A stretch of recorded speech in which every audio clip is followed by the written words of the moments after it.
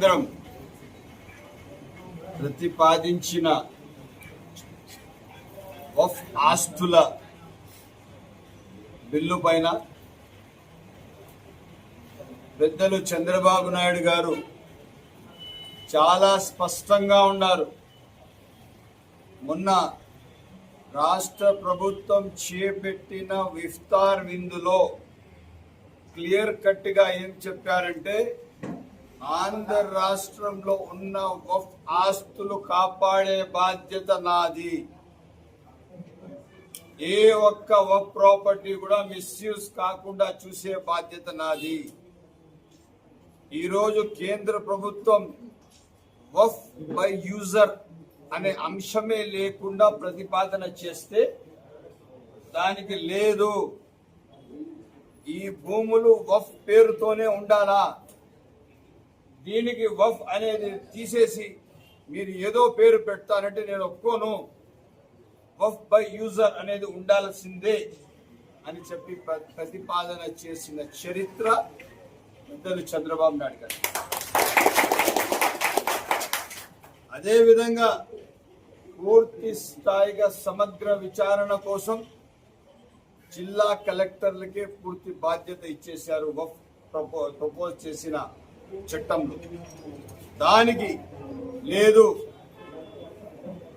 Senior officer of the Waqf authorities కానీ, principal secretaries కానీ, లేదంటే సిఓస్ కానీ, పెద్ద ఆఫీసర్స్తో, సీనియర్ ఆఫీసర్స్తో దానిపైన విచారణ చేసి యథావిధిగా వక్ఫ్ ఆస్తులకు వక్ఫ్గా పెట్టడం జరుగుతుంది.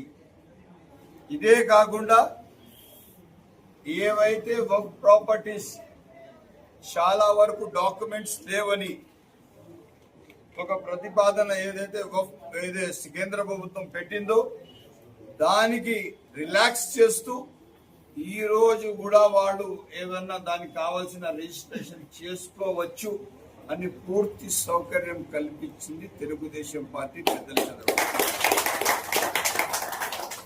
ఒక్క మాట మాత్రం వాస్తవం రాసి పెట్టుకోండి చెప్తున్నాను, చంద్రబాబు నాయుడు గారు రాష్ట్ర ముఖ్యమంత్రి ఉన్నంత కాలం ఈ వక్ఫ్ ఆస్తులు ఎక్కడ అన్యాక్రాంతం జరగదు.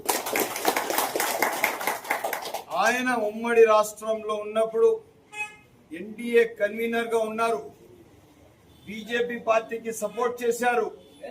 సేమ్ టైంలో ముస్లిం మైనారిటీల ఇంట్రెస్ట్ కి ఏకదాటిగా ఎక్కడ కూడా చెక్కు చెదరకుండా వాళ్ళ ఇంట్రెస్ట్ ని కాపాడుకుంటూ వాళ్ళ తోడు తీసుకొని వాళ్ళ దగ్గర తీసుకొని పూర్తి స్థాయిగా ఆర్థికంగా, సామాజికంగా, అదే విధంగా వక్ఫ్ ఆస్తులు కాపాడుతూ నడిచిన వ్యక్తి చంద్రబాబు నాయుడు. ఎక్కడ కూడా కానీ ఆ రోజులు మీకు గుర్తు పెట్టుకోవాలా, హైదరాబాద్ లో పాత బస్తీలో 3 నెలలు 4 నెలలు కర్ఫ్యూ ఉండేది. అటువంటి కర్ఫ్యూకి గాడిలో పెట్టడానికి అప్పటి ఎమ్మెల్యే అసదుద్దీన్ ఓవైసీ వచ్చి మధ్యలో ఇన్వాల్వ్ అయితే లా అండ్ ఆర్డర్ మెయింటైన్ చేయడంలో అసదుద్దీన్ గారికి కూడా వీకు విమానం అయిపోయింది. అర్థమైందా? ఇది ఎక్కడ కూడా సిస్టమ్ ఆఫ్ ఆర్డర్ లో ఎక్కడ కూడా రెండు మాట ఉండదు. ఈరోజు మేము చెప్తున్నాము, ఆంధ్ర రాష్ట్ర వక్ఫ్ బోర్డు ఆస్తులు కాపాడే బాధ్యత చంద్రబాబు నాయుడు గారిది. నిన్ననే టెలికాన్ఫరెన్స్ లో కూడా చెప్పారు, నేను కూడా టెలికాన్ఫరెన్స్ లో ఉన్నాను, మదనపల్లి ఆస్తులు కాపాడే బాధ్యత నాది అని చెప్పి మరొకసారి నేను సూటిగా జగన్మోహన్ రెడ్డి గారికి దొడ్డిదారి రాజకీయం వదిలేయండి అంటున్నా. మీరు కానీ మైనారిటీల పక్షపాతి ఉంటే, మీరు మైనారిటీలకు న్యాయం చేసే వ్యక్తి ఉంటే, మీకు సూటిగా మైనారిటీల పట్ల ప్రేమ ఉంటే నాతో రాండి. మీ ఏ ఎమ్మెల్యే ఎక్కడెక్కడ ఎన్ని వందల కోట్ల ఆస్తులు కబ్జాలు చేసినాడు మీకు ధైర్యం ఉందా?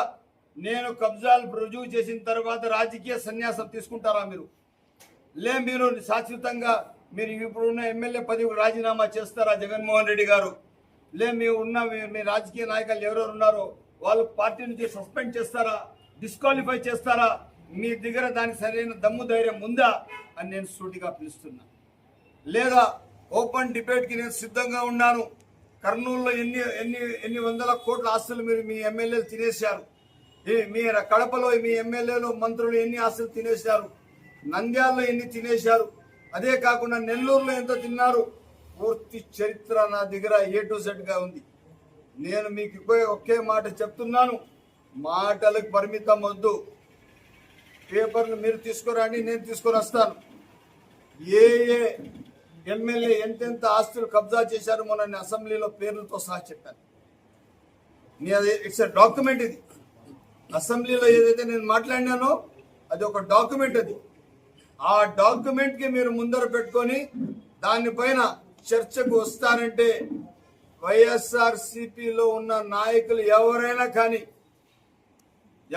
కానీ ఇంక్లూడింగ్ వాళ్ళ డిప్యూటీ సీఎం నుంచి కార్పొరేటివ్ స్టేజ్ వరకు ఎవరైనా కానీ ఓపెన్ ఛాలెంజ్ రండి, మీరు మాట్లాడడానికి సిద్ధంగా ఉన్నారు. మీరు భూములు కబ్జాదారులు, మీరు మిస్యూజ్ ప్రాపర్టీలు తినేయడంలో మీరు పెద్ద చేయి మీది. మీరు ఎవరికి మాట్లాడతారా? ఎస్, ఈరోజు రాష్ట్రం కోసం కేంద్రంకి సపోర్ట్ చేశాం. ఏ క్రిమినల్ కేసుల కోసం కాదు, ఏ సొంత అజెండా కోసం కాదు, ఏ వ్యక్తిగత కారణాల కోసం కాదు. రాష్ట్రం అతలాకుతలం అయిపోయింది. రాష్ట్రం పరిస్థితి చాలా దిగుజారుగా ఉంది. ఆర్థికంగా నిర్వీర్యమైపోయింది. రాష్ట్రంకు ఈరోజు కాపాడే అవసరం ఉంది. రాష్ట్రం అభివృద్ధి పూర్తిగా శూన్యమైపోయింది. ఊర్ల ముందర మున్సిపాలిటీలో గ్రామాల్లో రోడ్లు లేవు, అంతా గుంతలమయమైంది. తాగడానికి నీళ్లు లేవు.